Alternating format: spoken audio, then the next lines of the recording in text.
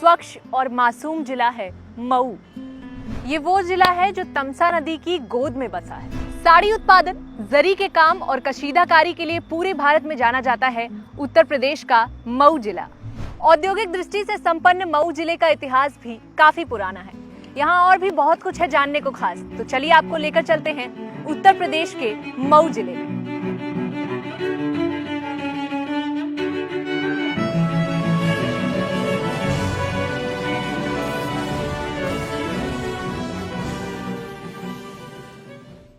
नमस्कार, मैं निधि और आप देख रहे हैं बातें यूपी की। बातें यूपी की टीम आज आ गई है पूर्वांचल के नामी मऊ जिले में। ये वो जिला है जो महाभारत और रामायण काल की संस्कृति से जुड़ा हुआ है। यूपी के 75 जिलों में से एक मऊ जिला अपने शानदार इतिहास और पौराणिक मान्यताओं के कारण सबसे खास माना जाता है। मऊ जिला आजमगढ़ मंडल का एक हिस्सा है। इस जिले में उत्तर में गोरखपुर, दक्षिण में गाजीपुर, पूर्व में बलिया, पश्चिम में आजमगढ़ और उत्तर पूर्व में देवरिया जिला है। वाराणसी का कुछ भाग भी जिले के दक्षिण क्षेत्र को छूता है। घाघरा नदी इसकी उत्तरी सीमा बनाती है और दक्षिण सीमा को तमसा नदी छूती है। साल 2011 की जनगणना के मुताबिक 1713 वर्ग किलोमीटर में फैले मऊ जिले की जनसंख्या 2,205,968 है, जिसमें लिंगानुपात 978/1000 है। यहाँ की साक्षरता दर 80.16% है। महाराजा दशरथ के शासनकाल में बड़े बड़े ऋषियों की तपोभूमि रहा है मऊ जिला। कहते हैं त्रेता युग में ये जगह ऋषि मुनियों की तपोभूमि थी। पांडव भी वनवास के समय मऊ जिले में आए थे, जिस जगह को आज यहाँ खुरहद के नाम से जाना जाता है। वैसे मऊ का ज्ञात अभिलेखीय इतिहास लगभग 1500 साल पुराना है, जब यहाँ नटों का शासन था। पर सन 1008 के आसपास जब यहाँ बाबा मलिक ताहिर आए तो कब्जे को लेकर मऊ नट और मलिक बंधुओं के बीच घोर युद्ध हुआ, जिसमें मऊ नट का भंजन यानी कि वे मारे गए और इस क्षेत्र को मऊ नट भंजन कहा गया, जो कालांतर में मऊनाथ भंजन हो गया। खैर, मौर्य और गुप्त वंश के राजाओं के बाद मुगल शासन काल में ये स्थान जौनपुर राज्य के अंतर्गत था। सन 1629 में जब ये स्थान शाहजहां की बेटी जहांआरा को मिला था, तब उनके साथ यहाँ कई मजदूर, कारीगर और अन्य प्रशिक्षित श्रमिक भी आए थे, जिन्होंने यहाँ बुनाई कला को जन्म दिया, जो कि आज मऊ की पहचान और जिले की ओडीओपी भी बन चुका है। शुरुआती 18वीं शताब्दी में जौनपुर के शासन से अलग करके इस भूभाग को आजमगढ़ के राजा आजम शाह को दे दिया गया। सन 1801 में आजमगढ़ और मऊ ईस्ट इंडिया कंपनी को मिले और फिर इन्हें गोरखपुर जनपद में शामिल कर लिया गया। उस समय स्वतंत्रता आंदोलन में भी मऊ की महत्वपूर्ण भूमिका रही थी। 3 अक्टूबर 1939 को महात्मा गांधी इस जगह पर आए थे। फिर सन 1932 में आजमगढ़ स्वतंत्र जिला बनाया गया और फिर स्वतंत्रता के बाद लगातार मांग के चलते 19 नवंबर 1988 को मऊ को आजमगढ़ से अलग कर एक स्वतंत्र जिला बना दिया गया।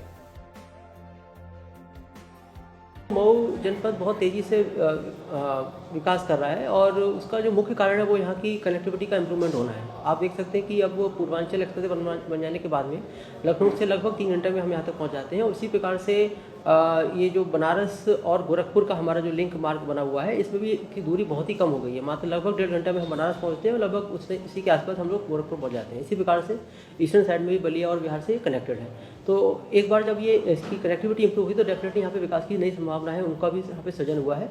और जनपद में अगर हम लोग नए प्रोजेक्ट्स के बारे में बात करें तो यहाँ पर नए ऑडिटोरियम का निर्माण कार्य, सर्किट हाउस का निर्माण कार्य, जो हमारी जो मेन रोड है खोपागंज से लेकर हमारे बड़ुआ गोदाम तक, इसकी भी चौड़ीकरण का काम, ऐसे करके बहुत सारे काम जो है यहाँ पर अभी नए स्टार्ट होने हैं और हमारे प्लानिंग में है।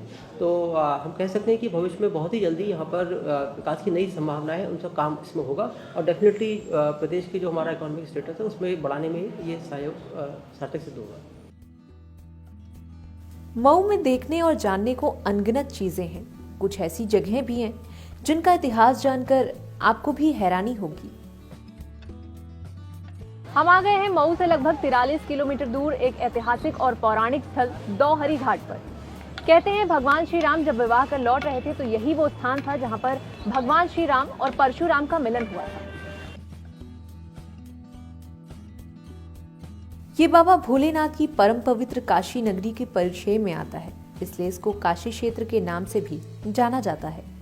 इतना ही नहीं, अभी कुछ महीनों पहले इसी दौहरी घाट के सरयू नदी में 53 किलोग्राम चांदी का शिवलिंग भी मिला था, जिसे अब संत श्री बाबा भोलाराम आश्रम में स्थापित कर दिया गया है।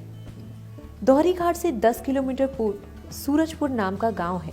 कहते हैं यहीं पर श्रवण का समाधि स्थल है, जहां दशरथ ने श्रवण को मारा था।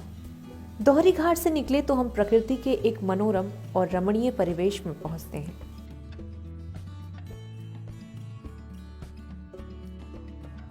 हम आ गए हैं मऊ से लगभग 12 किलोमीटर की दूरी पर स्थित मां जगत जननी माता सीता के वन देवी मंदिर में। यहाँ पर मऊ से ही नहीं बल्कि आसपास के जिलों से भी साल भर श्रद्धालुओं का तांता लगा रहता है। क्या मान्यता है इस मंदिर के पीछे, आइए जानते हैं।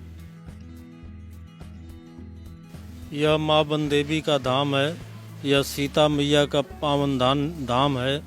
और सीता मैया जी जब भगवान राम के राज्य से निष्कासित हुई तो वाल्मीकि जी के आश्रम में आई और वाल्मीकि जी ही इनका नाम वन देवी रखे, पहचान छिपाने के लिए।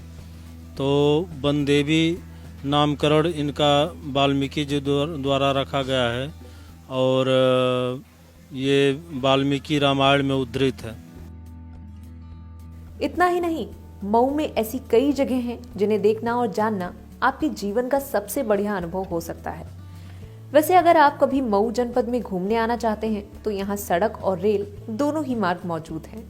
खैर, मऊ शहर में आना और इसे कैमरे में संजोना हमारे लिए एक बड़ा ही बढ़िया अनुभव रहा। पर आपको ये शहर कैसा लगा, हमें कमेंट सेक्शन में लिखकर बताना बिल्कुल न भूलें। वीडियो अच्छी लगी हो तो अपने दोस्तों और रिलेटिव्स के साथ शेयर जरूर करें। तो ये था उत्तर प्रदेश का मऊ जिला। फिर मिलेंगे एक नए जिले के साथ, तब तक के लिए देखते रहें और करते रहें बातें यूपी की।